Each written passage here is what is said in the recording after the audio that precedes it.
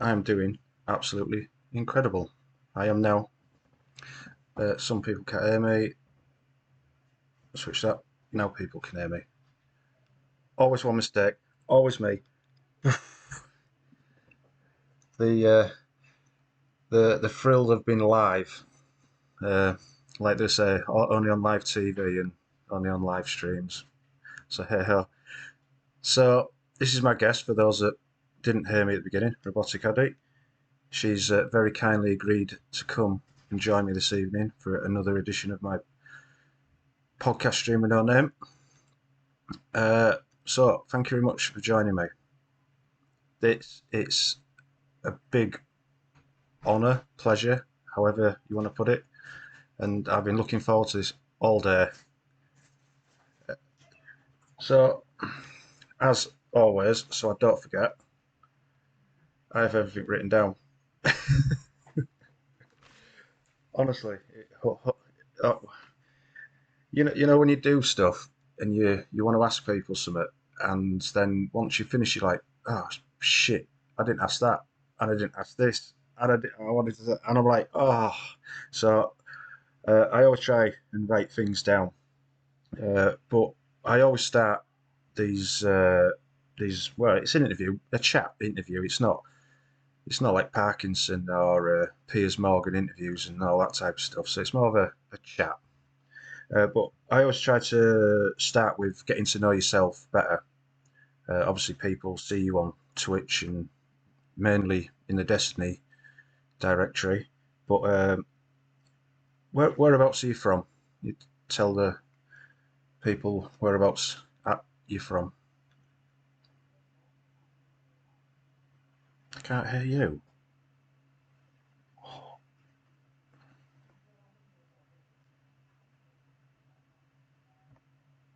Oh, yeah, that did that yesterday. Right. So now I've got to think. Um,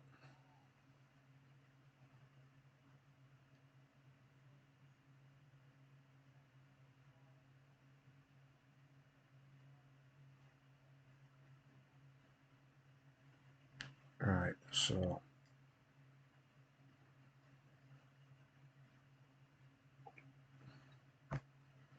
So it's coming through my headset.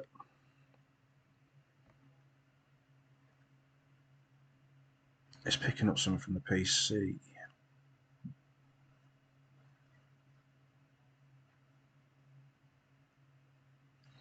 Okay, gives a clue.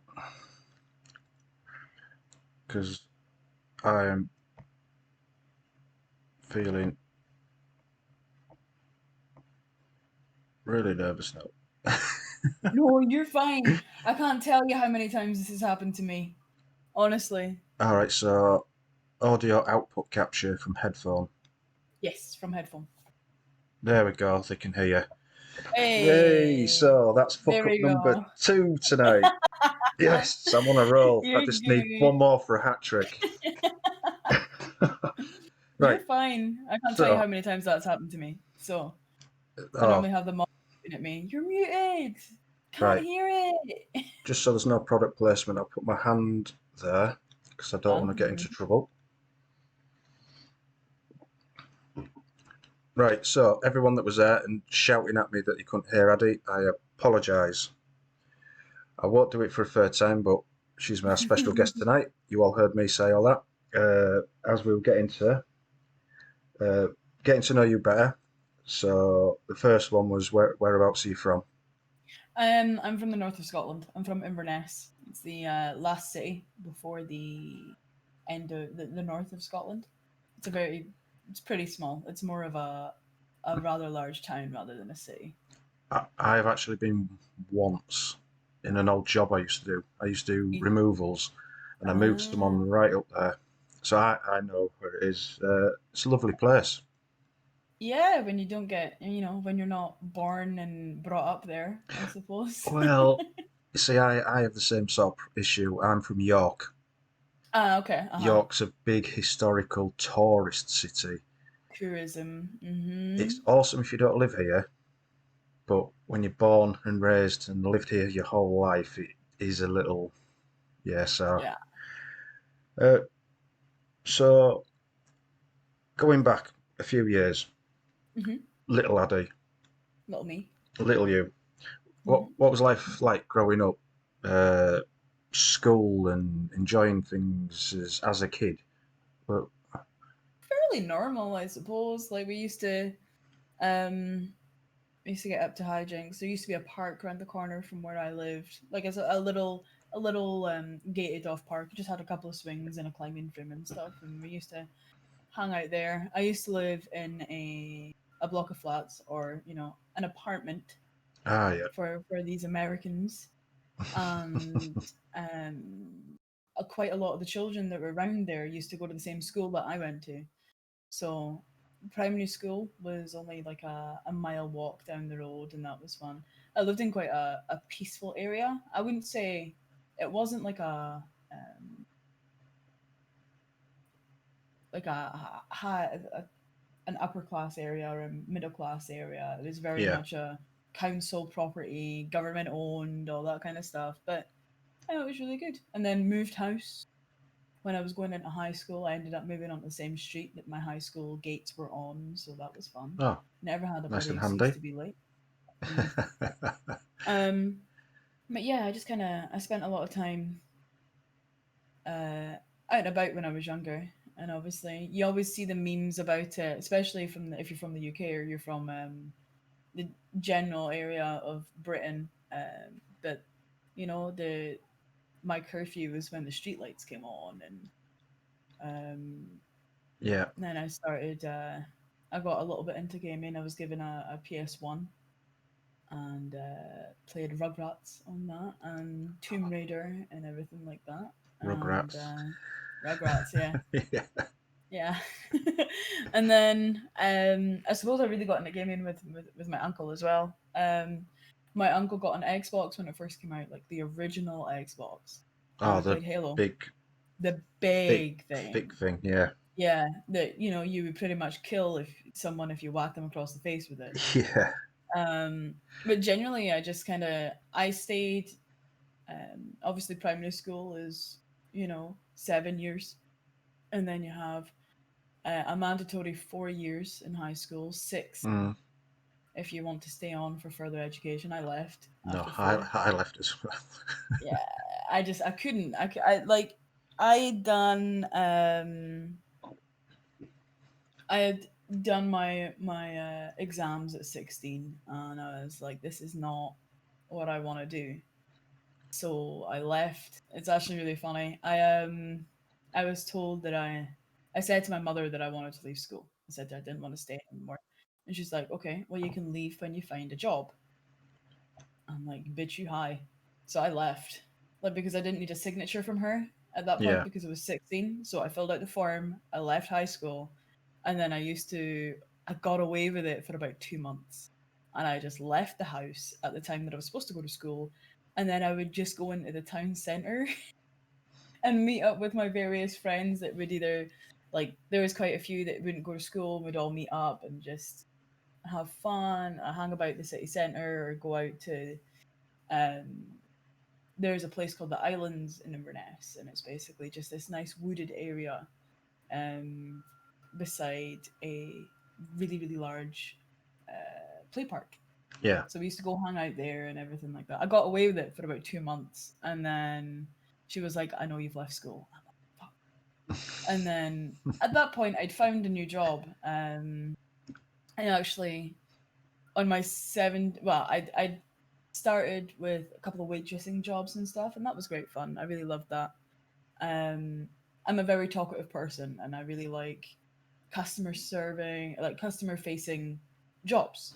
Yeah. And so I went into waitressing at a really, really a small family owned Chinese restaurant, and it was lovely there. Like, I would arrive about half an hour before they would open up, and they would, they'd always made a place for me beside them when they were eating their dinner. So like they would invite me to sit down and to eat dinner with them before we then started our shift. Yeah. It was a really, really nice place to work.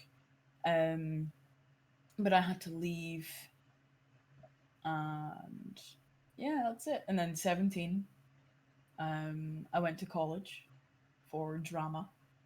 Oh. Um, I was in there for about 6 months. Ah, okay. Um, I moved halfway through. A while afterwards, I was kicked out of the house.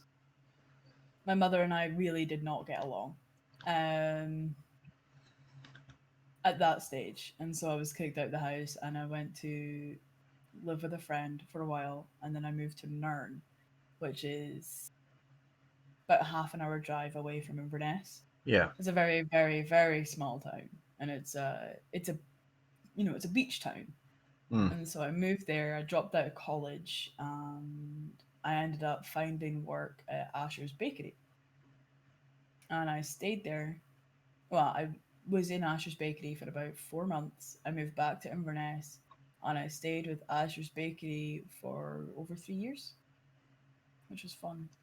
I ended up managing my own store, um, and by that point, I was getting really tired of Yeah. of of constantly being behind a counter and everything. Mm. And so I'd had this offer, um, to go work as a charity fundraiser.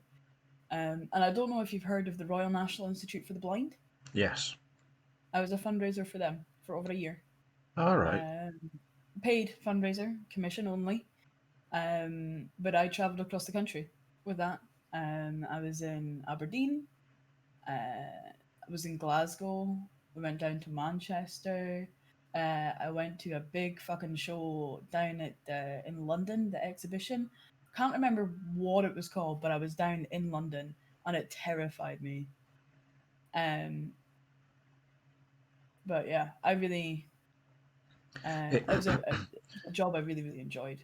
yeah, it terrifies me every time I go to London. That's mainly the price of beer. It's ridiculous. You can tell I'm a northerner.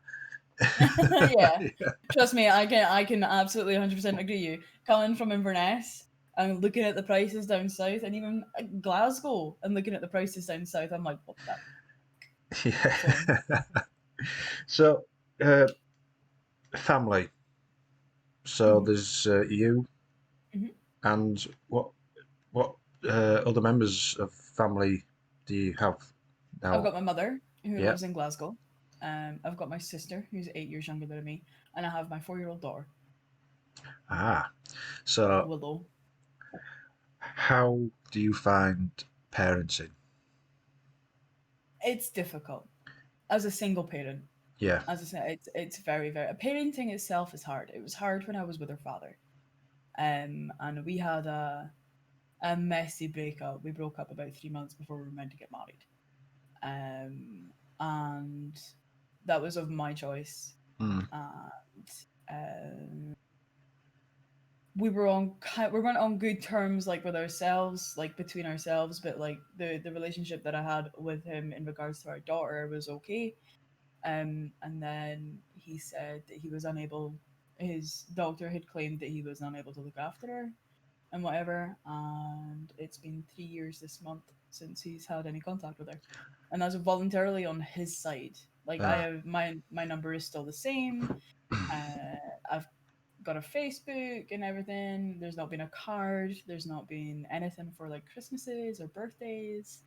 So I moved down to Glasgow last March. Um, I didn't want to um I didn't want to stay in Inverness anymore because Inverness is such a small city that everybody knows everybody. Like Oh, God. Yeah. if you have a particular friend group, then their friend group will also learn about everything that you've done, or that kind of thing. Mm. And I was like, I don't think that I can do that. So I moved down to Glasgow, into a city that I barely knew. Like the only people that I had here was my mother Yeah. in Glasgow itself. And so I was like, I have to move down here because it's going to be much better for me, and it's actually going to be much better for my daughter. There's much more opportunities in Glasgow than there would be up in Inverness, and I didn't want to subject her to seeing Inverness is so small, not only like city wise, but also culturally. Yeah, You know, I currently live in the west end of Glasgow, which is primarily um, Chinese students and everything like that, because this is where all the student housing is. yeah. Um, and that's not something you see in Inverness. And I would rather Willow be aware and open to other cultures aside from Scottish culture. Yeah. So, um, it's just me and Willow and our dog Molly. No, Uh, yeah, I've seen it, seen Molly. Molly, yeah. Yeah, jumping up and giving you kisses and Yeah, yeah, she loves her attention. yeah. Um, but yeah, me and Willow's 4 now. She's coming up 4.5, and she's half the height of me. Oh, Terrifying. no, I see. I have two kids. Mm-hmm. My youngest has just gone to secondary school. She's 11, Oh, uh-huh. and my son is 13. Right, so I'm 5'10". He's Mm-hmm. he's 6 foot, and he's 13. Oh no. Yeah, and the only issue is, and I don't want to put you off when Willow gets a bit older, like, but they both think they're 21, Yep. mouthing off at me Mm-hmm. and my wife, Mm-hmm. but they're like a real life Tom and Jerry, so they properly Mm-hmm. go for each other. So I'm glad when they move out. I tell you, if Willow is anything like me when I was a teenager, I'm shipping her off to my mother and I'm running away. Because my mother knows how to deal with a teenage me. I do not. Um, to be fair, Willow is it's terrifying. She's a very, very bright 4-year old. And I'm not, I know a lot of parents like to say, my child's really smart, really bright, and everything. When I say she's intelligent, she's intelligent. She Yeah. can sit there and show me all of her dinosaurs, and she can tell me what a Parasaurolophus, but she can pronounce it properly. Mm, She can pronounce so many dinosaurs. She knows whether they're a herbivore, whether they're a carnivore or an omnivore. She knows that we're omnivores because we eat plants and we eat meat, and it's mind-boggling to see. I remember when she was the length of my forearm, yeah. and it feels like I've on one hand, it feels like it's been so long, but on the other side, it feels like I've just blinked and she sprouted up. So I'm not short for a woman in the UK. I'm not that short. I am 5'8", 5'9", right? Yeah. She is 4 years old and she's half the height of me, which is terrifying. My her father is over 6 foot, um, Mm, but it's really funny because I am a head and shoulders I'm shoulder and head taller than my mother. yeah. So I'm thoroughly anticipating Willow to be much taller than my mother, taller than my sister. My sister's just slightly smaller than I am, and same height as me. Yeah. I will riot if she is taller than I am. I'm Oh, like, no. mm-mm. My son keeps saying, "All right, shorty." I'm like, what? That's what we do. That's what I did. That's what I did to my mother. But in all seriousness, I, I'm happy they stay here for as long as they want. It's Yeah. they grow up too quick. Like I still remember the excitement of when they were going to be born. Now the only thing that's come close to that was on Wednesday last week when I got my pre-ordering for PS5. I mean, It's gonna be your new baby. yes, yes, it is Exactly. exactly. No, I originally my dream was to have two. Have Willow, wait a year and a bit, and then have a second. And obviously that didn't work out. And I think I couldn't do it again. Now that I'm way past nappies, she was so easy to potty train. Yeah, And she was so easy, um, like children when they're young, sometimes have accidents when they're sleeping and everything like that.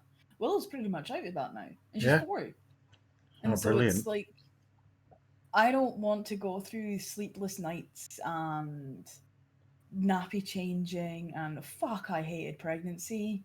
Like I don't want to go through all that again. And then Yeah, then I see a really really cute baby, and I'm like, but And then I'm like, no, it's really bad. But the other thing that really sets me off from pregnancy, from like having another child, and obviously, um, it's the fact that when I had postnatal depression after I had Willow, and it was very, very hard. I've suffered from depression since teenage years, Mm. and having a child really did not help me in that respect. Um, Now, my fear is that I would go through something like that again, and then also I would go through something like like I did with her father, Mm. that he, you know, um, and like I am scraping by with the skin of my teeth and being able to do to be a single parent. I don't think I could do that with two kids. I No. actually think I would lose my mind. So, um, yeah, it's difficult. Like I said, parenting itself is really difficult. You don't know what you're doing. Like, you could read 6,000 books and you still would have no fucking clue as soon as the baby start crying. Oh, it's like now, the the homework is on an app for secondary school. So they're Yeah. sat here with the computers and they're like, "Dad, can you help me?" And I'm like, I fucked up when I was at school. I wasn't going to help you." Yeah. So that's still something that's going to be like really scary as well because next year, next August, we'll be going to primary school. Yeah, And that's when the homework starts. yeah. Well, And that's that, when they grow up really quickly. yeah, and that terrifies me. It's Yeah, like the next time that Willow will be out of school will either be when she's 16 or when she's 18. And it really puts it into perspective that I mean Willow goes to nursery now. She goes to nursery like about 8:30 till 1 o'clock. yeah, But I still have most of the day with her. But when she goes to school, it's going to be a 9 till 3 job. yeah, And after that, like all the only time you're really gonna like I'm really gonna have with her is the weekends, and it's like that's going to be our life aside from holidays yeah, until she's old enough to leave school. And I'm I'm absolutely like of the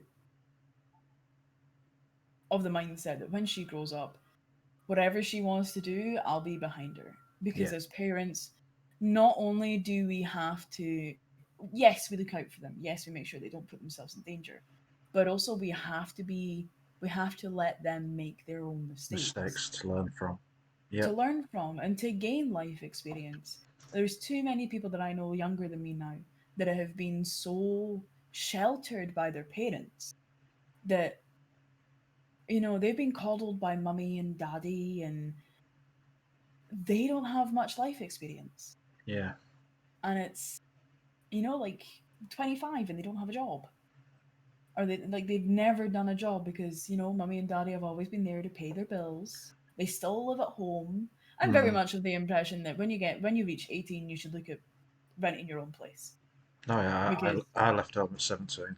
yeah, it's aside from anything else, like if Willow wanted to stay, she could stay. But aside from anything else, the only way that they're going to get experience is by going out in the world and doing it. And like I say, mummy and daddy supporting. Like if Willow moved out and she went to live in a flat, and then 1 month, say she's got a job or whatever, and then um she's struggling or whatever, I'd be there to help her out. Yeah. But I'd also be there like it would also be teaching her something. Yeah, of So course. Yeah. Yeah. I don't know. I've So, if, say, Willow's in bed mm-hmm. and you're not streaming, day off, Uh-huh. Mm-hmm.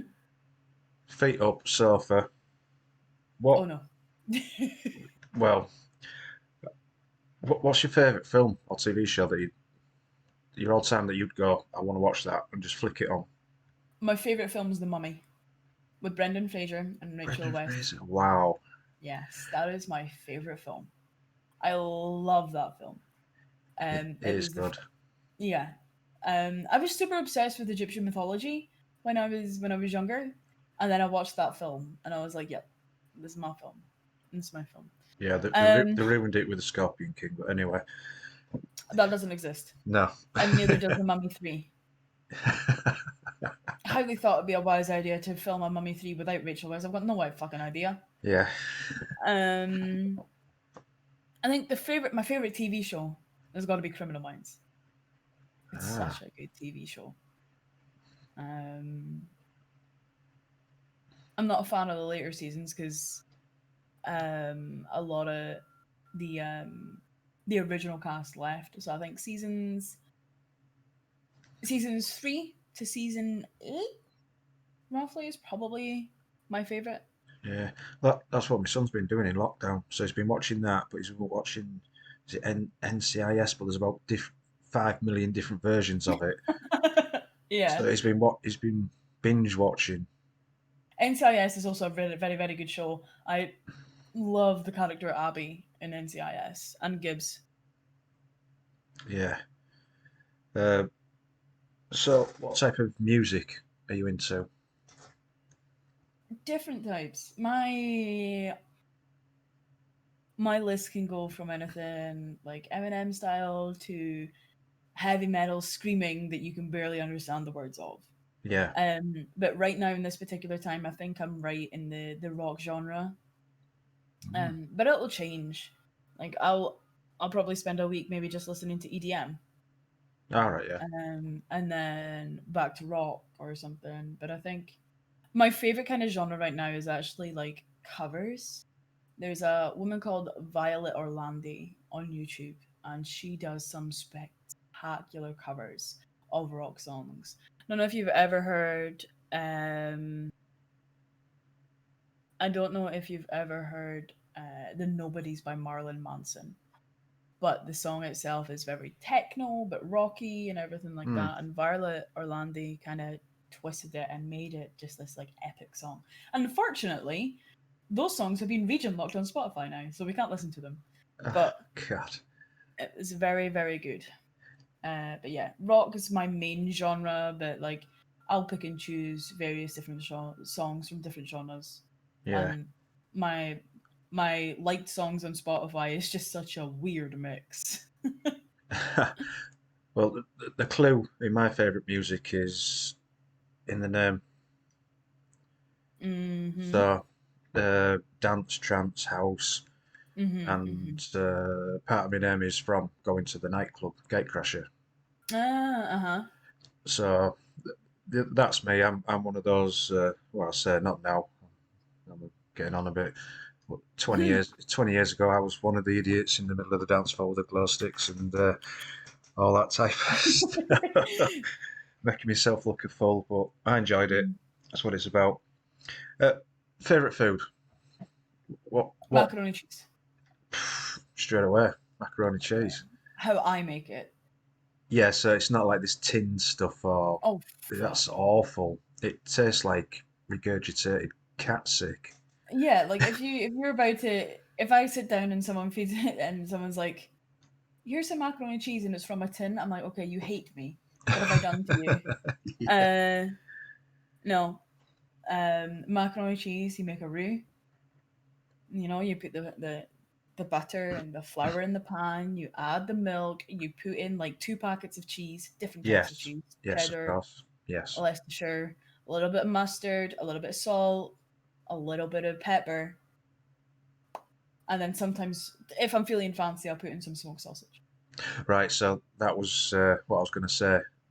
When I've made it, uh, I sort of half cook some bacon and I cut it into Oh. little tiny things, sprinkle it in, then back in the oven. Mm-hmm. It's brilliant. So, last question for this getting to know you. So, RoboticAdi, Mm-hmm. your obviously name. How Mm-hmm. did you come about that? So when I was younger, I used to play a text-based RPG, and Adi was the nickname for the character. All right. And the robotic just came from me and a few friends wanted to play on Gaia, which was like a website that had like different kinds of mini games and stuff. And I couldn't have my original name.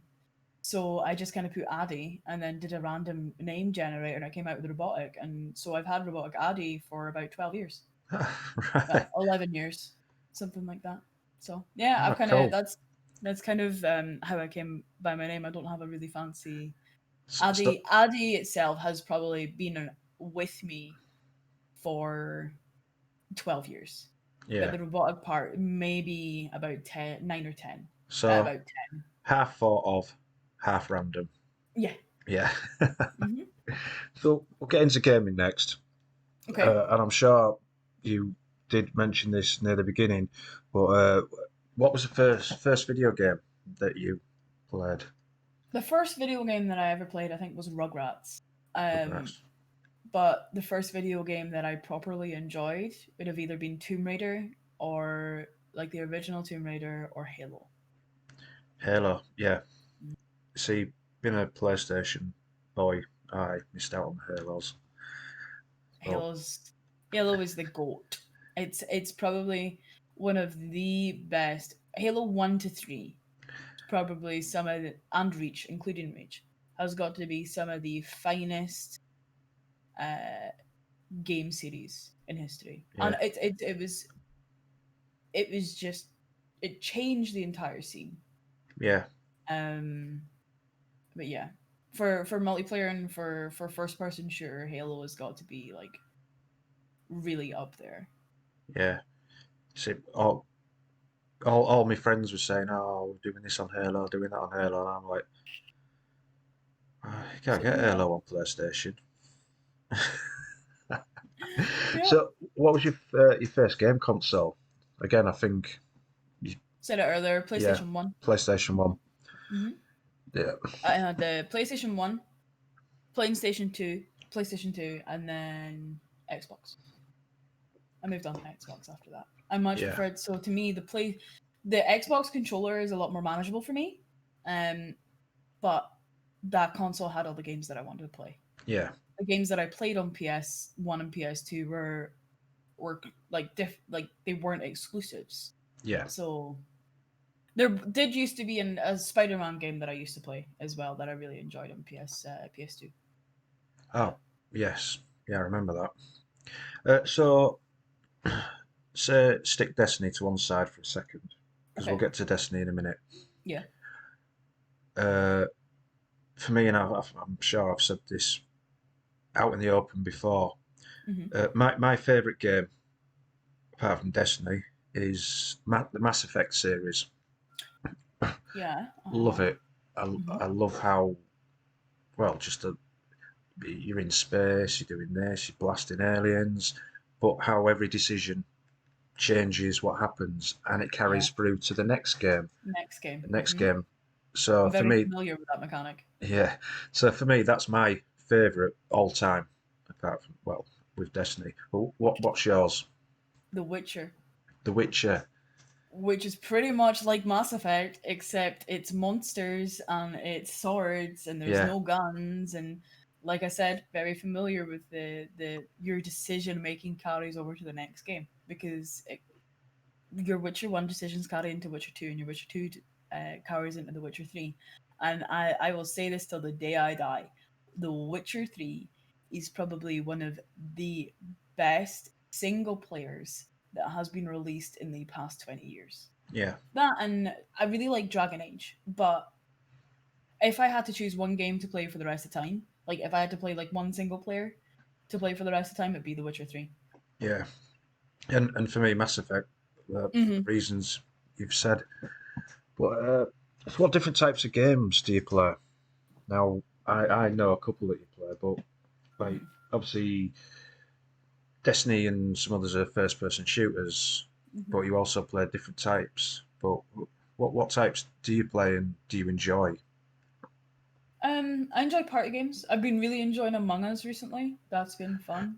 Right, so Um, my son's been going on and on and on at me to download this onto my it's phone, really good. and You should. I saw somebody's face when she worked out how to tag a button to a stream deck last night. So I know you So like it. fun. No, Among Us is really good because it's those classic who done it kind of games. So that's definitely a party game. Mm, I think definitely a community focused game. yeah.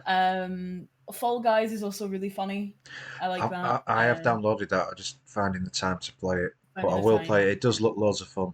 It's probably one of the most successful BRs that doesn't have guns. Yeah, I So know. I've played. I think out of all of the BRs that are out there that involve gunplay, Apex is probably the game that I enjoy the most. Yeah, Out of all of them, I did play Modern Warfare, Warzone for quite yeah, a while, and although I do like COD gunplay.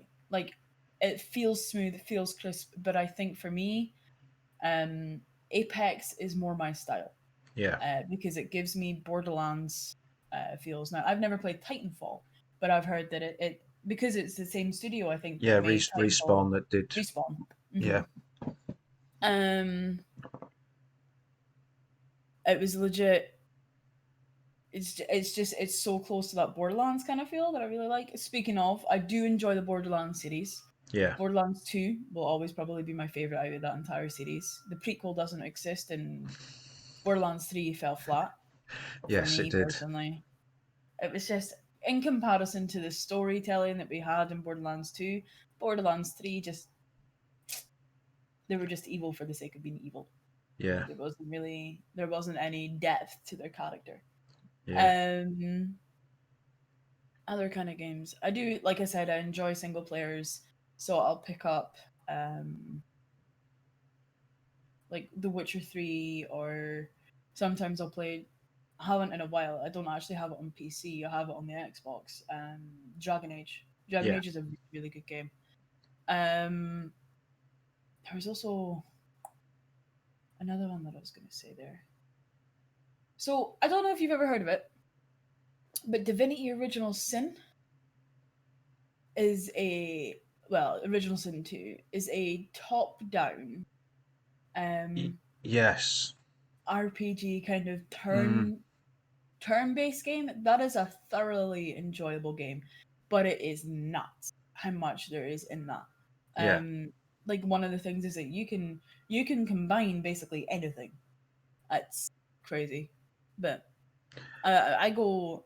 I can go all across the board. I enjoy first-person shooters. I enjoy single players. I enjoy some puzzle games, but I haven't played a good puzzle game in God knows how long. But I think more the puzzles that I enjoy are something like in Tomb Raider when they're doing when you have to figure out a specific puzzle to further advance yeah, and stuff. So um, yeah, I can if it looks interesting to me, I'll try and play it. Especially now, I very much taught myself the lesson that I need to stop forcing myself to play Destiny 2 when I don't feel like there's anything for me to do in it. Right now there is. I need to chase titles and everything like that. But yeah, there's nothing really at this point in time. yeah. Excuse me. Uh, well, I bought Marvel's Avengers, and I'm loving it. I'm playing through the story, and Yes, I need to play the story of that. I know there's like a co-op bit to it. I'll get to that eventually. But I don't know if I dare admit this while I've been playing.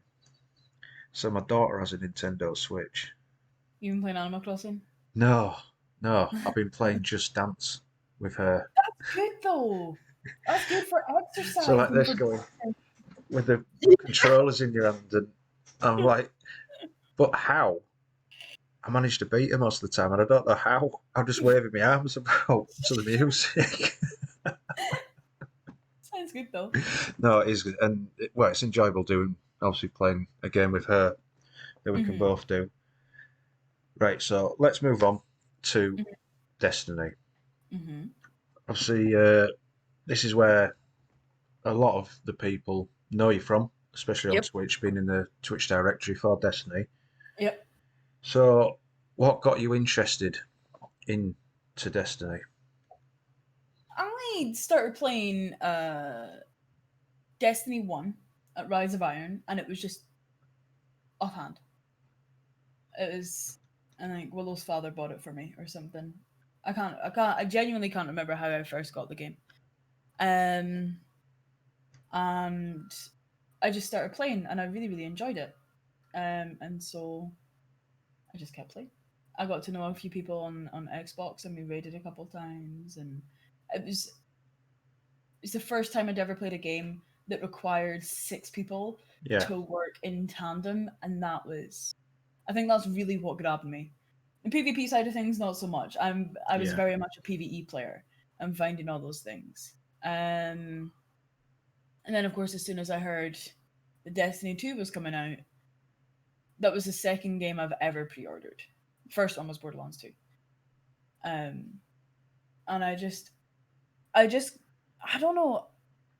It was legit just the gameplay and how it felt. It felt really similar to Halo, yeah, except there was more to it. Um, so I just started playing it off on a whim, and I've been playing it ever since. Really, yeah. playing Well, 5 years now. uh, going back to my previous thing of my friends mentioning about Halo and me not being able to play it, obviously that was done Mm-hmm. by Bungie. So when I saw this multi-platform first-person shooter was coming from Bungie, I was Mm-hmm. all over it. Mm. And obviously 6 years later, there I am still playing it. You're still here, yeah. We're still here. But so Destiny does have a lot of wow moments. Yeah. And when I say wow moments, sometimes it can be from the story or uh, a lot of the things of what we've done. So it could be a 6-man raid and first time. What sort of wow moment sticks in your mind from the series? My first wow moment with Destiny was probably Kingsfall Raid when you're starting the boss encounter. When he's like, Yeah, I'm like, it was probably my first wow moment. Um, I think the other wow moments are discovering not the sandboxes, the sky boxes, and everything like that. I think as much as I love the game, the storytelling itself is there doesn't recently there like over the past couple of years there hasn't been much of a oh my god that really surprised me. mm, Um, Riven itself was like so the whole Last Wish raid was a total wow factor to be honest though. That was a really really good that was a really good raid and it was something that I thoroughly enjoyed. yeah. But I think now they're going in the right direction in which I would want to in which I think that there'll be a lot more wow factors. I'm very much looking forward to Europa. Dope, because when I saw the trailer drop earlier today, I had more questions than answers. I will say it here and I will say it loud and proud. Clovis Clovis Bray made stasis. And there'll be a and I know nothing. I am not part of Bungie, so if we hear this now, this is just my opinion. So don't come back flaming me. But from what I saw earlier, it looks like Bravis was experimenting with Vex bits and Yeah, could well have been when a you bit naughty.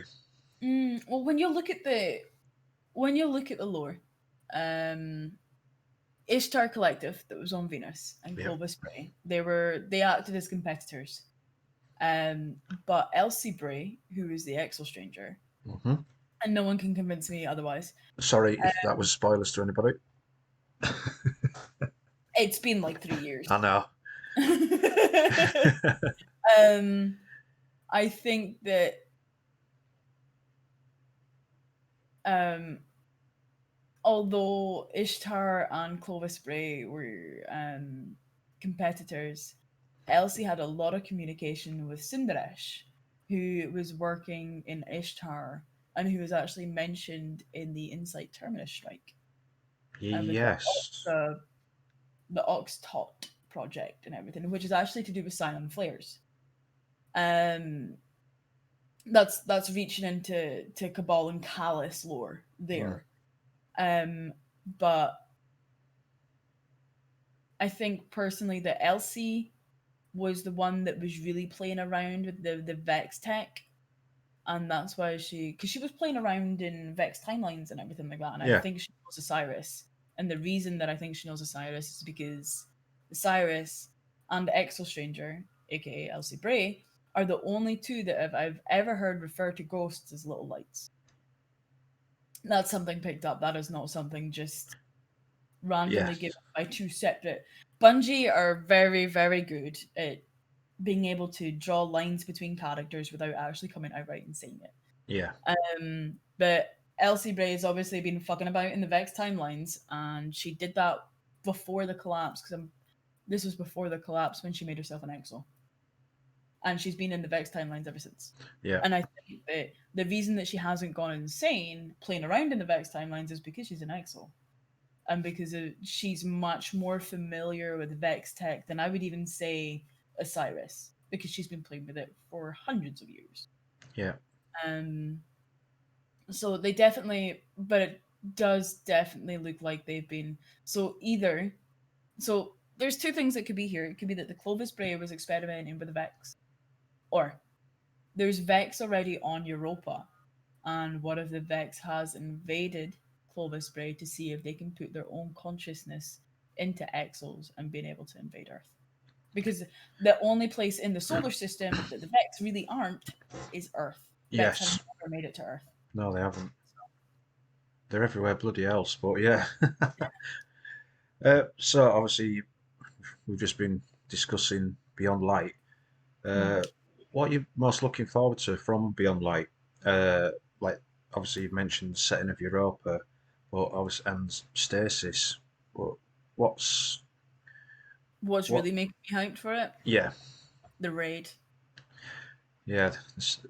Deep Stone Crypt. Deep Stone Crypt. It's like I think it has at this point been confirmed that the raid will be in the Deep Stone Crypt. Now, there's a whole heap of lore things going on there that I really won't go into because otherwise we'll be here for about 6 hours. Um, but for me, I think the thing that I'm really looking forward to is is the raid, not just for lore reasons, but also because we've had the same raid for a year. And we have been spoiled by Bungie in the past by having multiple raids drop over a year. And the Yeah, thing is that I think they would end up, not only are they now they've been working from home and everything, but I think uh they would really I think they were really close to burning themselves out. And I think the entire reason that they had released so many raids is because Activision wanted them to. oh yeah, of And course. we're coming to the end of what I believe is like the Activision timeline now, and we're going into like Beyond Light. I think is just Bungie. You know, it's not Activision. It's fully Yeah, Bungie. because obviously with Activision, a lot of wheels would have been in motion. That they would have probably been halfway through development, Yeah, so they've had to carry that on. But like I say, I think Beyond Light is Bungie's fresh start yeah, by and themselves. I mean, it tells you a lot when you see their dream. So you've got Beyond Light this year. You'll have the Witch Queen next year, and the year after that you've got Lightfall, Mm. which is the working title in progress. But I think they should keep Lightfall because that sounds really fucking cool. Yeah, But so the problem I have with that is that Bungie will start telling a story, and we won't actually get to the end of it for 2 years. I need linear storytelling. I need if you you're mean like gonna Prince Soldier? yes, I need to know what is. I genuinely need to know like we have this year and we have the seasonal content, but the seasonal content doesn't seem to tie into the story that we receive at the very start of the year. Yeah, Like the very start of Shadowkeep, we're investigating things on the moon. That's cool and everything, right? And then the raid didn't really make sense with the moon. Like I would have preferred something a la Crota. Not actually Crota, because that would be ridiculous, but I would prefer something to do with the moon instead of going to the Black Garden again Yeah. I don't really like. I understand that it's the I understand that it's uh that the Black Garden is linked to the darkness, and it's really the darkness that's been on the moon the entire time. But like we had this half-cooked story about Hive and Hashladoon, and the whole hierarchy there. But then we're suddenly in the Black Garden to do with the darkness. I love Bungie, and I will always, you know, I'll always love Destiny. But I always have to stand up and say, like, listen, this we need some linear storytelling. So in this year, I want to learn. I don't want the story missions to be like an hour, and that's it. Yeah. Oh, Beyond Light, we learn the first kind of story, and then we kind of have an inkling about what's going to go on in the first season drop. And so we're doing something to build towards the the season, and then the season drops, and then we have this major thing to do, whether it be like a community focused thing. And I know so many people hated the Seraph Towers, but it's because uh they executed that in a very bad way. Yeah. If our Seraph Towers had been counting from the start of the season, it wouldn't have been so bad. But um we need like Beyond Light, arcing story. Like the story itself can go on for the entire year, but it's very easy for me to sit here and say that I'm not a game developer. I don't know how to do everything like that. I'm just Yeah. obviously saying what my wishes is, you know. But the seasonal drops that we get have to tie into the story, have to actually tie into the expansion, because we can't just have an expansion which content only lasts for like a month. Yeah. We need, and I know a lot of people are against time gating, but if we don't have time gating, then as coming from like a content like a content creator, and basically everybody else in the Destiny directory, They chew through it so quick. it's almost like we have to, though, isn't it? Because Yeah. we have to stay knowledgeable, or um, we just have to keep up with the flow. And to do that, we have to just chew through this content. And this is why, and I know like time gating for the casual player is annoying, but at the same time, I think the game is going to be healthier overall if we have time gating for Yeah. certain missions, like we are with obviously the time gating for the story missions from this season. Now I love that. I love that there was a new story, like an yes, we repeated the same three missions, but there was more added to it every time. Yeah. So, Well, so I think you may have just answered the next question. oh, I'm sorry. No, no, no, no. It's fine. Because I was going to say, if you're invited to Bungie HQ, I know some people do get that privilege to go across there and see That what's would be going on. nice. Hmm. But if you could tell the team working on Destiny one thing to either add to the game or to change, what would it be? Linear storytelling. Yeah. Actually, I could tell them a whole bunch of things, but I think my Well, coming from a lore point of view, I think linear storytelling for me is probably where it's at, because I'm a PvE main, and I'm so invested in the Destiny lore that I want to see it succeed. And they've made amazing progress about like keeping like lore in the game, like with yeah, books and stuff like that. But they just need linear so that we know what, you know. Beyond Light starts on the 10th of November. We finally wrap up the story, wrap up Europa by the end of next year, like by the end before the next expansion comes out. So yeah, yeah, linear. yeah. You see, before we come off Destiny, what keeps sticking in my mind is the 15th wish was never found. I think it's a bait. I think it is, but it keeps saying the curtain. We've been what? When did Forsaken come out? 2 years ago. 2 years ago. So in 2 years, the curse is still there. The 15th wish hasn't been. That hasn't sort of been. Bungie shot themselves in the foot with that, and they really did.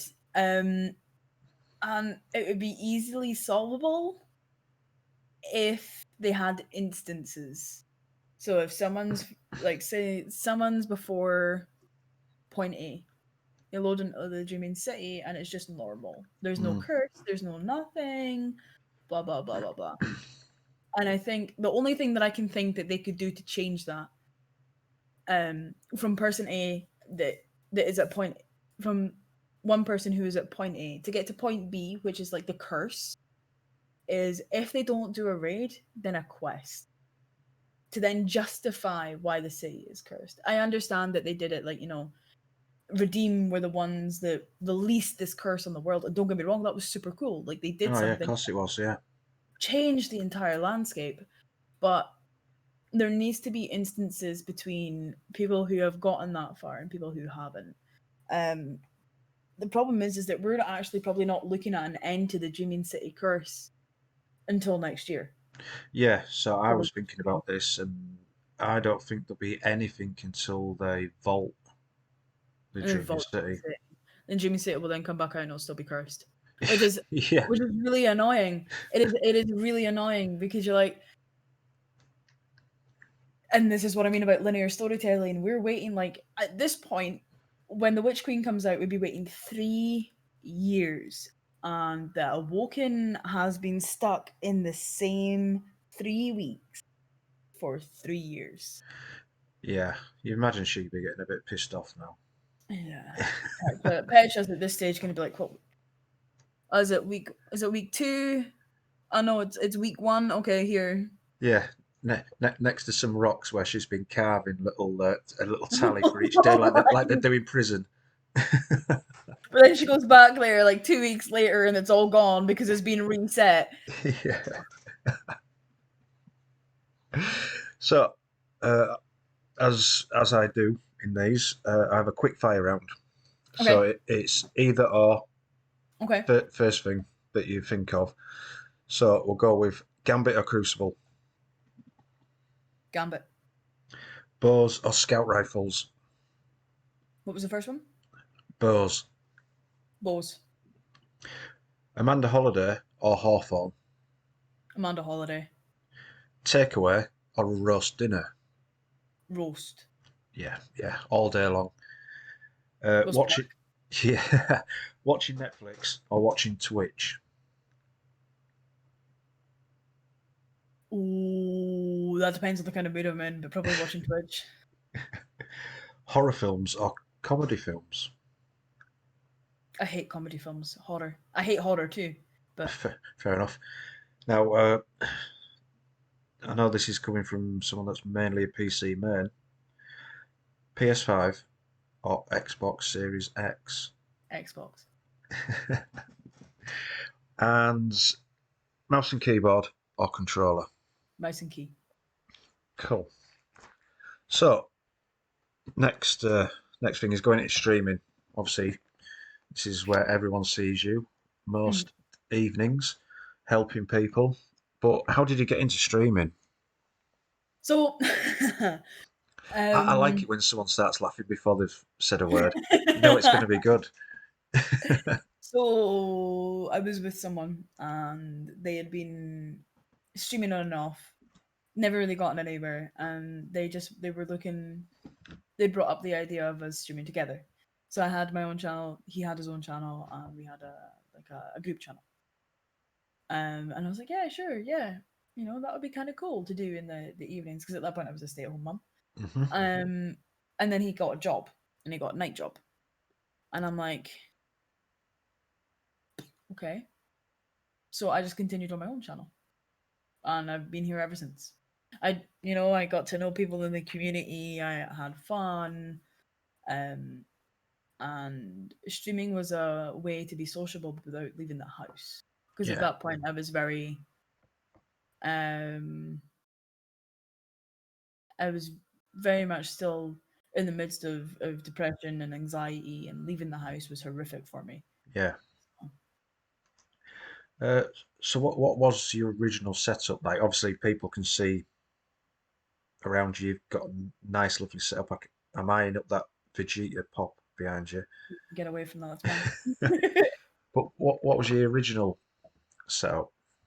Original setup, I was in the corner of my bedroom, and there was a my bed was behind me, and there was a chest of drawers behind me, and the lighting was awful, and I had a really shitty headset mic, and like, but it was like really bad. It was crackly, and I had a PC that was like 5 years old, and it still managed to stream and run Destiny at the same time. Yeah.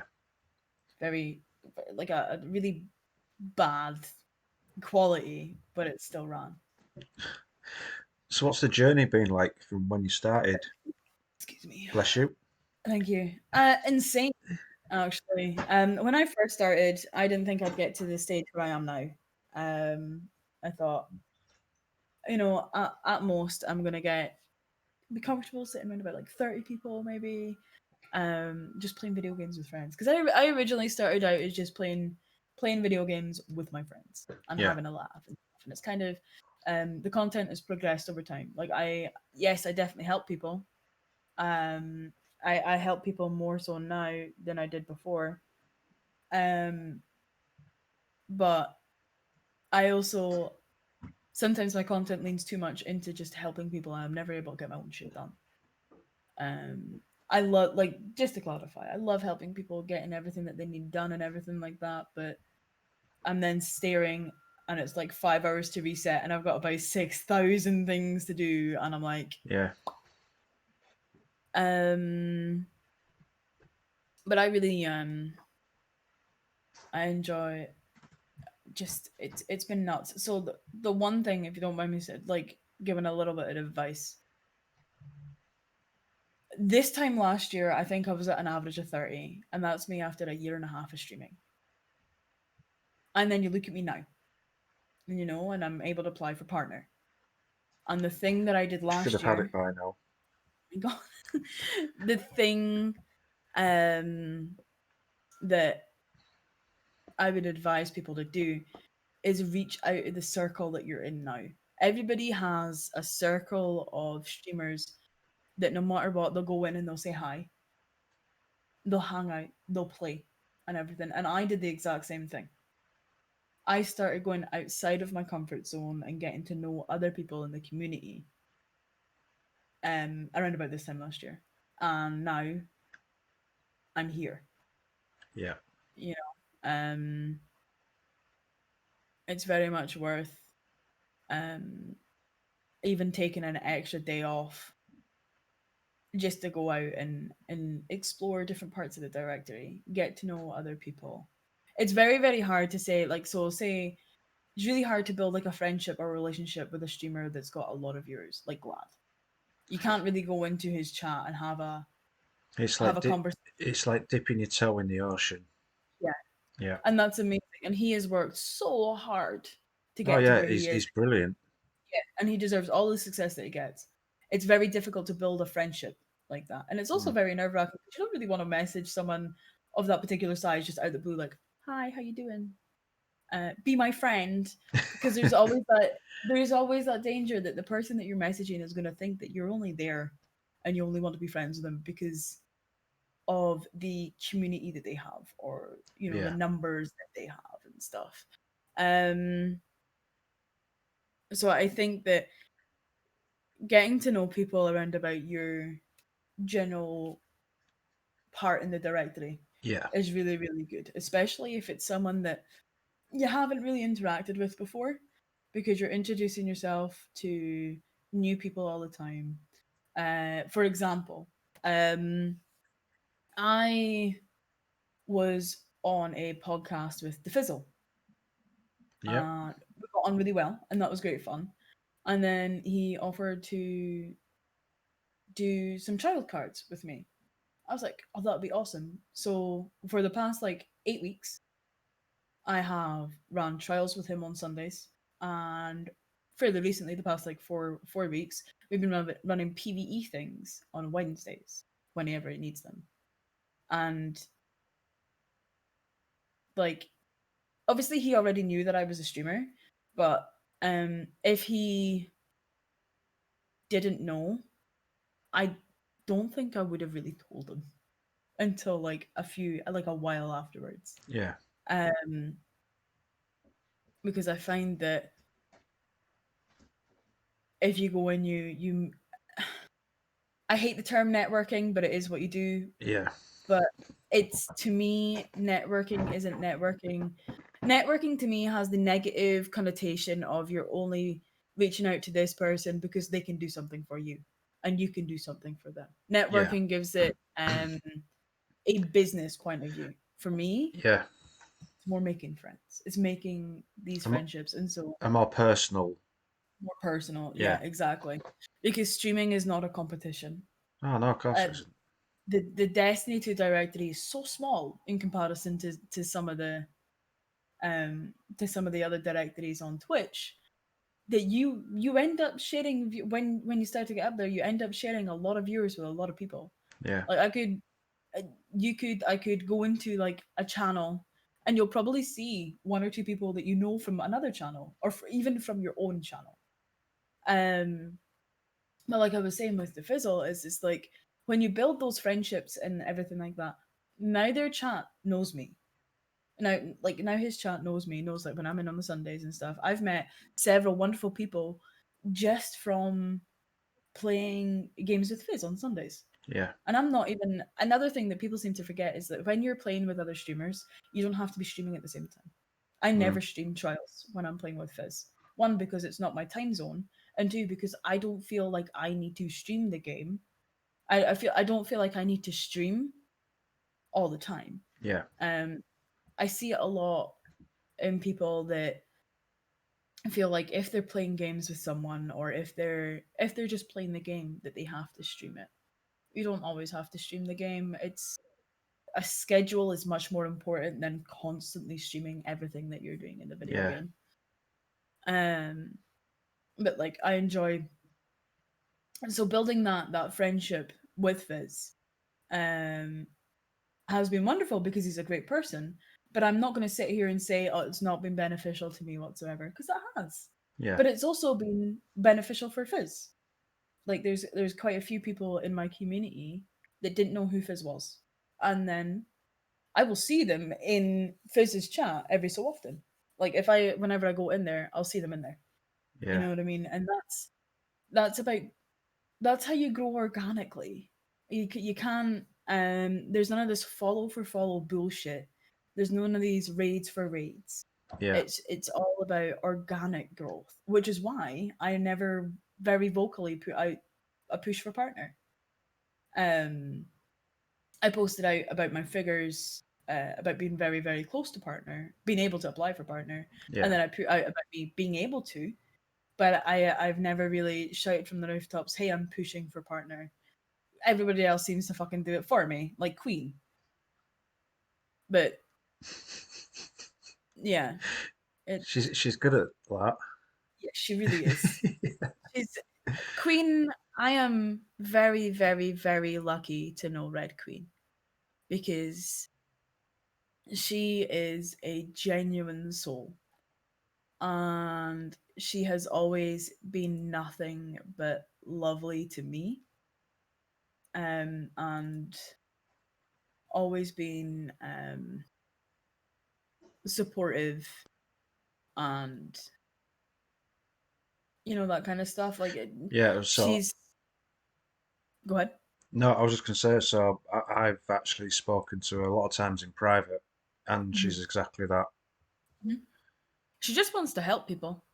Do you know what I mean? And it's I don't want to say it's rare to find that, but you don't find that in everybody. So Yeah. So obviously been streaming. You are a member of Last Rights, Mhm. Team Ascend, Mhm. and you produce for Guardian Royale. Yes, which has been on a bit of a hiatus recently. Um, James is a very, very, very busy human.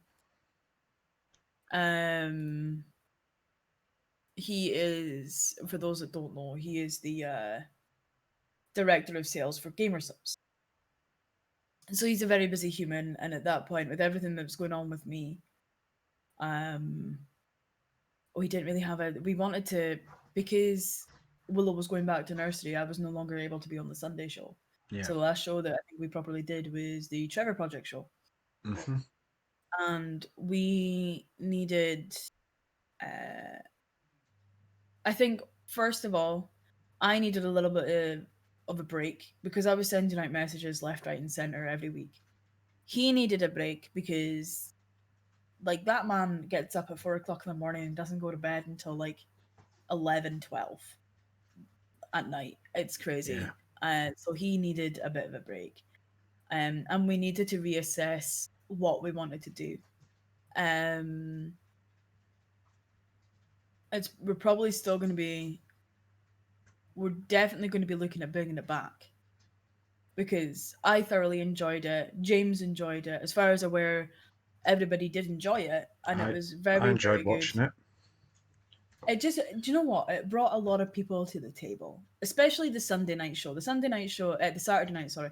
The Saturday night show was thoroughly enjoyable because we got to meet people that we never would have met otherwise.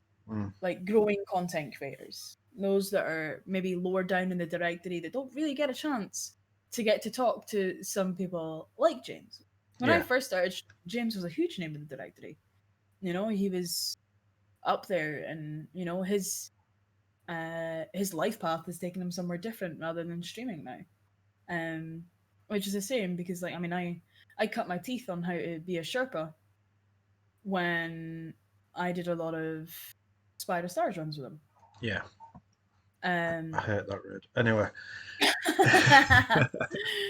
but it's it's really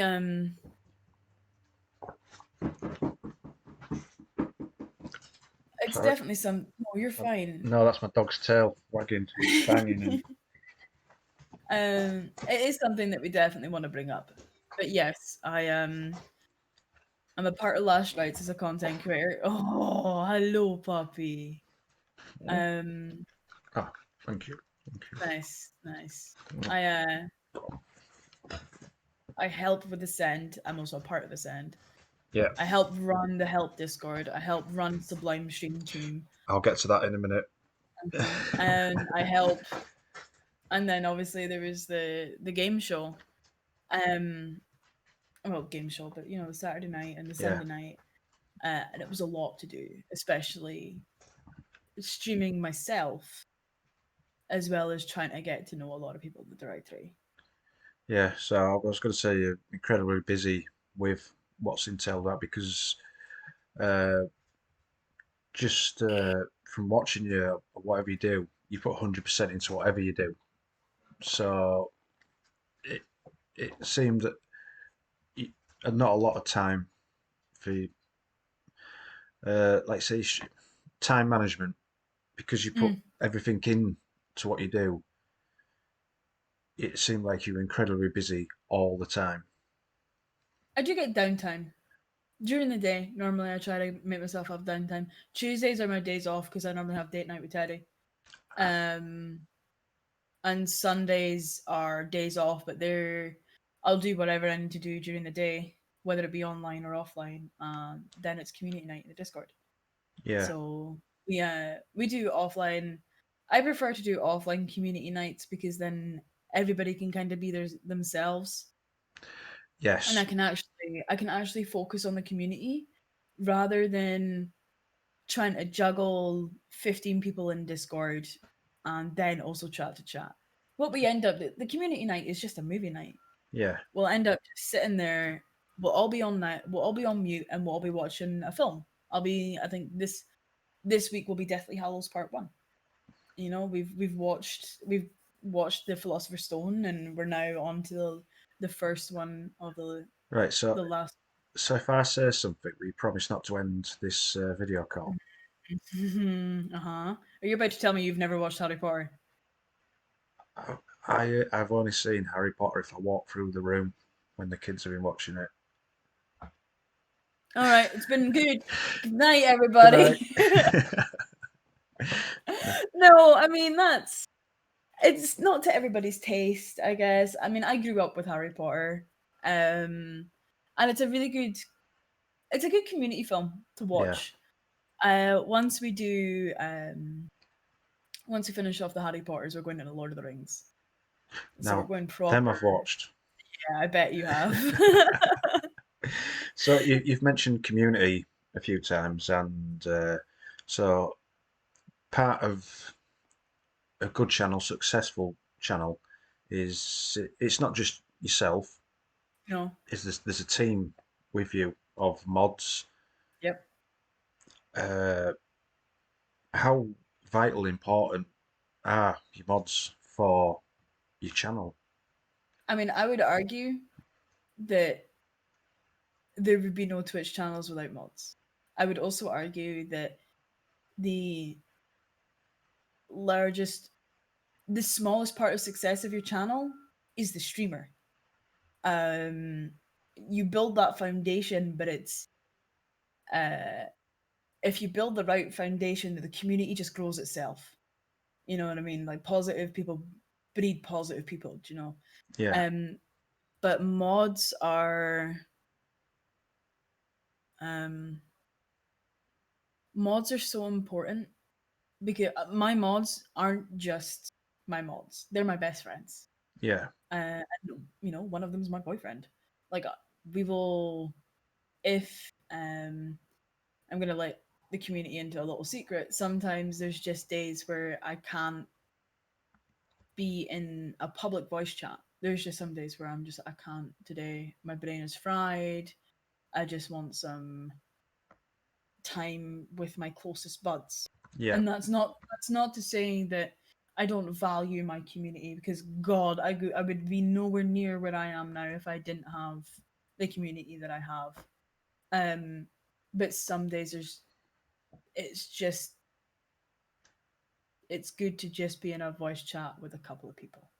yeah, I'm sure you've experienced that yourself, where yes, it's nice to just chill for a couple of hours in a private voice chat and just because I'm personally very open about things with my community, like things to do with my life or whatever.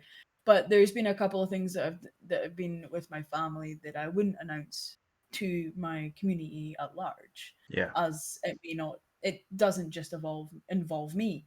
So there'll be days where I'll be sitting and I'll need to vent about something, but the only people that I really feel comfortable about venting that kind of thing to is like my mods. And so my the thing is that not only the mods are the backbone of the channel, they are also an extension of yourself. Um, I've seen it a couple of times where mods can be really, really toxic. And if you go into a channel and you see mods being really, really toxic, the last thing you want to do is continue hanging out there. yes, Because like your thought to yourself is, if these mods are like this, then what is the streamer like? yeah, Mm-hmm. yeah, exactly. So I'm very lucky that all of the mods that I have um are of the same mindset that I am, have supported me way, way up and beyond of what I ever expected or ever like kind of wanted them to do, but Yeah, not in a negative way. Like, I want them to be there and to be comfortable, and like I never have this rule where mods have to be in stream. They don't get paid for it. no, no, I know. So I wouldn't want to say you have to be here at this time. If I have a really important event, I'll be like, hey, it'd be really good if like a few of you can be here because I feel like I'm gonna need some moderation and I wouldn't be able to get it all. But because they're my best friends at the same time, they're there anyway. Yeah, Because we'll game, and honestly, I'm just super thankful that I have the mod team that I have. yeah, Like I said, I would not be where I am now if it wasn't for them, mentally or career wise. So no, I love them to death. they play a vital role. Mine's Oh in my chat at the moment, keeping an eye on things. Happy is doing a really good job. uh, so your community. yeah. Now, Mm. obviously, you know I'm in there quite a Yes. bit. uh, what two words would you use to describe your community? Or three, if you need three words. Fucking bonkers. Just bonkers. They're so wonderful, though. Like, every time I stream, the community makes my heart warm because the Yeah, people that are there and they help build the community that I want. As a streamer, I want a positive, open, welcoming community. And like I'll say, my chat is a safe space. You yeah, know, if you're having a difficult day, you can come and say, hey, I'm really having a shitty day. And if that's all you want to say on the matter, that's all you want to say in the matter. That's fine. If you need to go into a little bit more detail in the chat, then you go into a little more detail in the yeah, chat. And it's not only do my mods do it, but the community members that I have also enforce that. You know, and I'm gonna say it, I probably have one of the best communities on Twitch. Just for just how wonderful they are and how welcoming they are and how they make me feel and how much they've supported me, yeah, you know, and it's just crazy. I wouldn't have ever thought that I would have got to the stage where I have this amazing group of people turning up every time I stream. And yet they do, and it blows my mind. Because I'm like, I don't know what I've done to deserve the community that I have, but I'm so incredibly lucky that I do. yeah. I have a very, very teeny tiny community, and they're all there trying to make out I'm some PvP god at the moment in the chat, which I'm not, I might add. Uh, but I love them to pieces. Every time I go live, you're right, they're there, and it's brilliant. I And love that I that love comes it. with time, though, you know what I mean? Like over time, like because there's so many people that are like, I want to be this, I want to be that, and they don't seem to realize that it takes so much work. Mm, Like the community that I have now did not happen overnight. no, The community that I have now has been 2.5 years of blood, sweat, tears. Just, it's nuts, you know? So, um, but my, so the important thing is community building and like being connected with your community. Like you can't, um, when you build that connection with someone. So say person A comes in and they come in and they're chatting a little bit, that's cool. And the next time you stream, they come back. You're like, oh, cool, you're back, welcome back, blah blah yeah, blah, and you get to know them a bit more. And you'll see that they'll come back every stream. They will very quickly become part of your core community if you show that you care about them. You know, and I care for every single person in my community. yeah. Snap, snap. And And that's just the way I am. yeah. uh, so going on to saying about obviously things don't happen overnight. You've got to Mhm, put hard work in, and obviously that comes with a tiny bit of an opportunity, but you have to then work if you're given the opportunity. mhm, So I know yourself, Red Queen, and a few others started Team Sublime. mhm, Obviously, I'm very thankful for that because I'm a part of it and it's awesome. mhm. But what how did it come about and what was the thought process behind setting it up?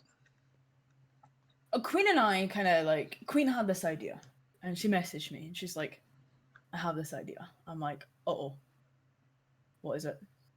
And she's like, "I want to build a place where people can get support from the very start." I'm like, "Okay, how do you want to do it?" And she's like, "I want to do a Discord." I'm like, "Okay, cool, that sounds good." And essentially, the idea behind it is that when I first started streaming, I know when she started streaming, and I know quite a lot of people who have been streaming for a while, they didn't have someone there to be able to help them, like if they were having technical issues with slobs. They didn't really know Twitch etiquette. Mm. They didn't really know how Twitch worked, or they just weren't sure how to make friends. Yeah. The help Discord is there so that it makes it a little bit more easier. It's basically like a springboard. So we've got so much in that Discord, and it's Yeah. literally uh you, obviously you're in it. Like it ranges from stream help questions to LFG to finding people who are much like yourself in the way of like building communities and stuff. Yeah. Well, Um, what I like is people come in and just say, "Good morning, everyone. How are you all doing?" Or "Good afternoon." It's just mhm. a simple message, but Yeah, it shows the type of person like I do it because I'm generally hope everyone has a good day. yeah. It's really really good. And so we moved from the Discord idea. That it further evolved into Sublime Stream Team. Um, as we kind of, although Discord has the availability to be able to show you when people are live. When you click on a stream team, or when you go to a stream team page, it gives you a list of all the live people. And it makes it easier, like say you're coming to the end of stream and you want to host someone. If you're not part of a stream team, it can be really, really difficult to see who you want to host. Yeah. Um, but there's so many people in that stream team that you could probably host one a day Yeah. for 30 days, for a whole month, and you won't repeat yourself. And I think that's really important because going back to what I said earlier about growing communities and about making friends with other content creators, being in a stream team and being in a Discord with each other kind of negates some of the difficulties that you Yeah. face trying to get to know a new streamer. Like, would you, because we know each other via Sublime and via Red Queen, if we didn't have that, if we didn't have that, like that connection already, Would our paths cross? would our paths crossed? Would Yeah. you have found me in the directory, or would I have found you, or would you have invited me on here tonight? Yeah.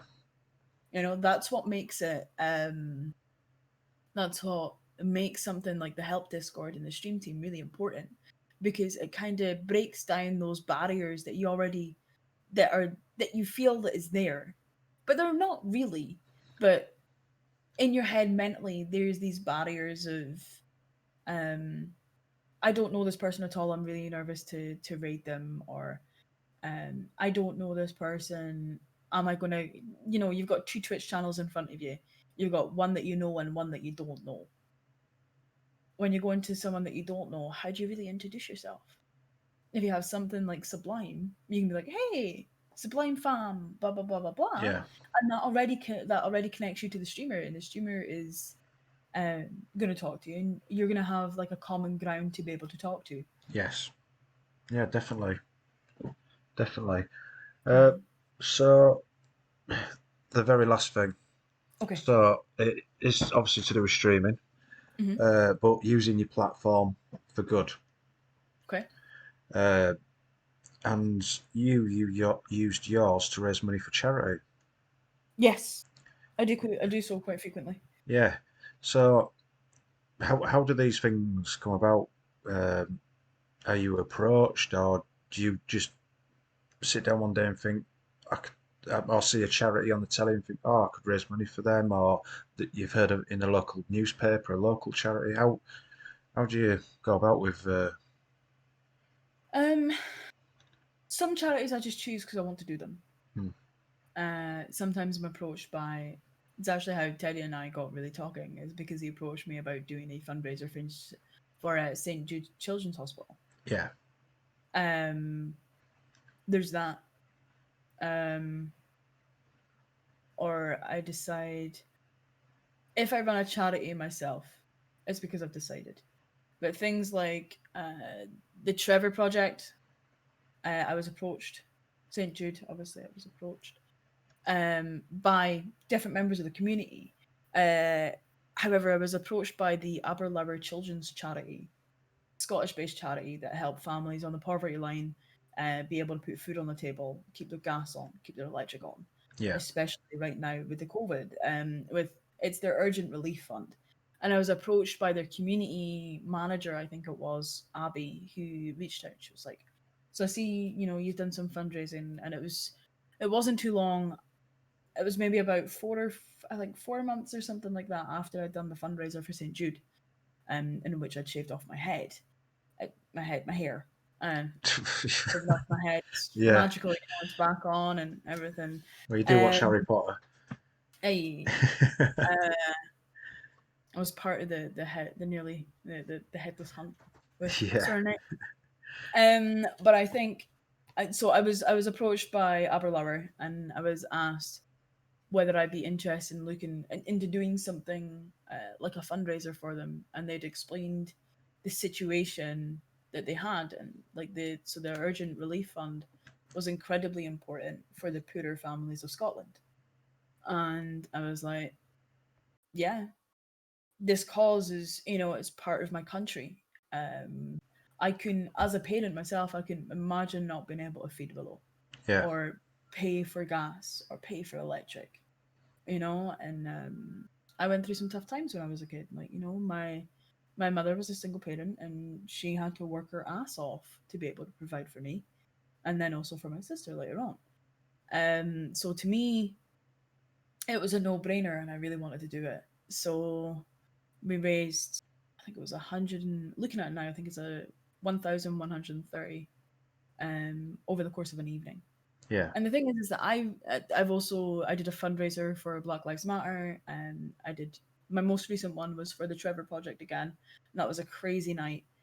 Um, the thing about charity fundraising for me is obviously I've got background as a charity fundraiser already, and I really enjoyed that job.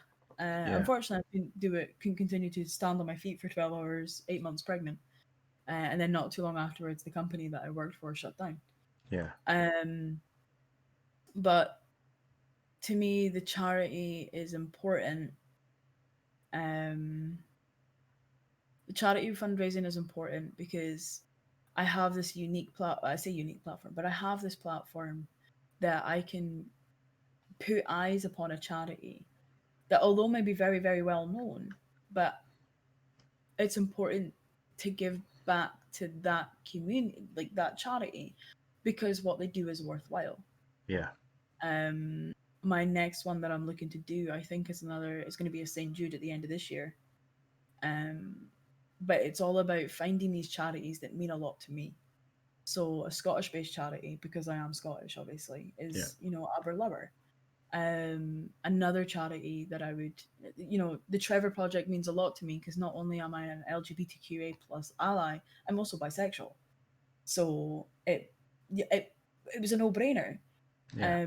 because the Trevor Project provide crisis prevention, well, crisis handling, suicide prevention, intervention, and everything like that, um, for LGBTQA plus youth from the ages of 13 to 24.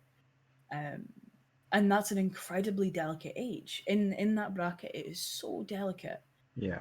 Like two people saying like the wrong thing to someone would end up um, a young gay person or bi person or you know any one of them ending their life. Mm. And so it's so important to stop that because we're in 2020 and just um Black Lives Matter is an incredibly important issue. Yeah. That it's insane to me, but there's less and less of it in social media and there's less and less of it on the news. And it's like, this is still a massive issue that, these people are losing their lives just because of the color of their skin.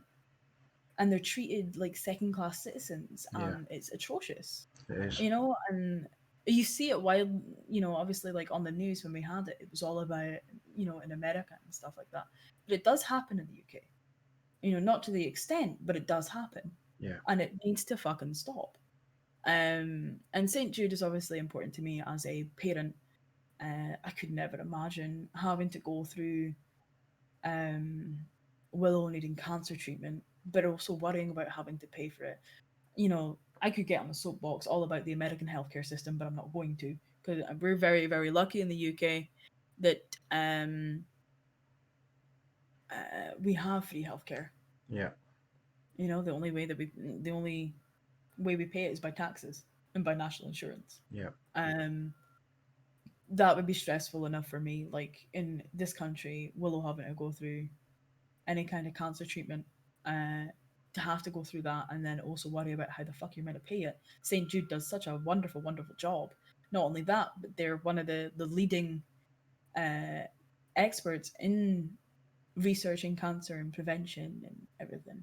It so to not use my platform to raise money for serious issues and fantastic causes would be absolutely unresponsible, and um, it just it would make no sense to me. Like I have built my community off of um, like positivity Yeah. and welcoming and support, and if I can't back that up with support with charity, then I'm not a person. I'm not who I say I am. Yeah. Well, So, it's like I'll do what I can. I mm, donate parts of my wages each week comes out. I did it's called the Yorkshire Free Peaks Challenge a few mm-hmm, weeks, a couple of months ago, and it's like 28-mile walk, but over three peaks in Yorkshire near the mm-hmm. Pennines. Oh my God. Won't be doing that again in a hurry, yeah? It took me 9.5 hours. I did the first, well, no, I did the first one. Then I started struggling up the second one. And the third one was literally, it wasn't just going up a hill. It was literally a climb. Oh And I'm, god. I'm crawling on my hands and knees. But it was worth it because we raised a lot of money for a good local charity here in York. Hmm. And that's what it's about. Like, I couldn't walk for a week, but it was worth it. And Yeah. you've got to do things that help other people. You have to. It's like you say, otherwise you're not human. Yeah, it's a responsibility. It's like any, if you have a platform, you use it for good. And whether, that would be like raising money and raising awareness, everything like that. Yeah, Um, I almost, for me personally, I view it as a responsibility, because what's the point in having a platform if you're only going to use it for personal gain? yeah. It makes no sense to me. No, it doesn't. So that is it. That was brilliant. Oh, And good. hopefully everyone in chat has got to find out lots more about you as a person Oh Lord. and what a brilliant person you are and Oh. the good that you do. So all I can do is thank you very much for sparing your time to come and join me. Oh no, thank you for having me. Thank you for the invite. I really enjoyed it. It's a very relaxed environment, and I really appreciate that. Uh, so as I'm organised as ever, because I was going to do this on my phone, and now it's not working.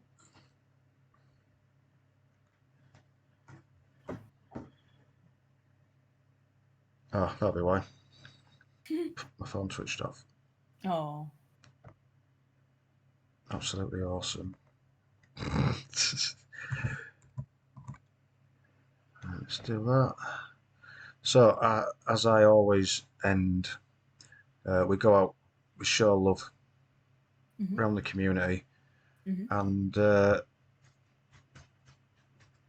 what I want to do is I want to go out to somebody who I've been chatting with some Destiny stuff, and we've been getting on great. If he's still on, there he is. So, Bird, Oh, Bird is a word. yeah, I love Bird. He's brilliant. He's a really good content creator. He's a part of Team Sublime. So we're going to go in. Uh, if my dog stops the tapping me while I'm trying to do this.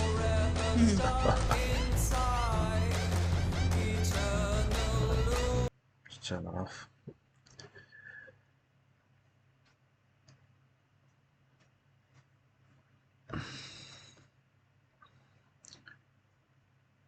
Do you know what? Everything's just gone all alright for the last hour and something. As soon as I got to do something. Right, there it is.